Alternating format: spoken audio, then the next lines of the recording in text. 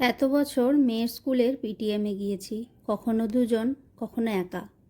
এই first time ছেলের স্কুলের পিটিএমে গেলাম দুজনে, তাও আবার বিকেলবেলা। স্কুলের থেকে অনেকটা দূরেই পার্কিং করতে হলো, সামনে পার্কিং পুরো ফুল।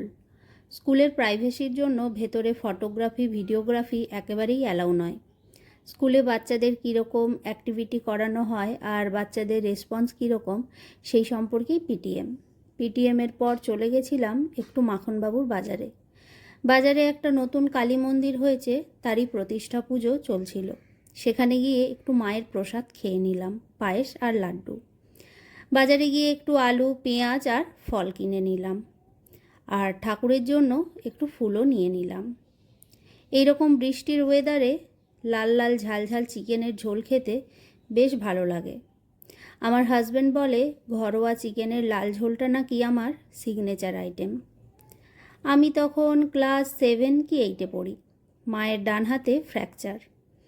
তখনই কোনো এক সানডেতে বাবার হাত ধরেই আমার রান্নার হাতে খড়ি।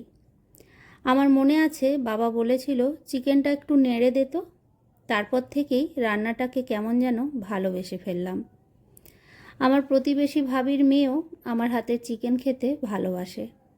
ও তো এখানে থাকে না, তাই যখন আসে আমি চেষ্টা করি একটু চিকেন বানিয়ে খাওয়ানোর।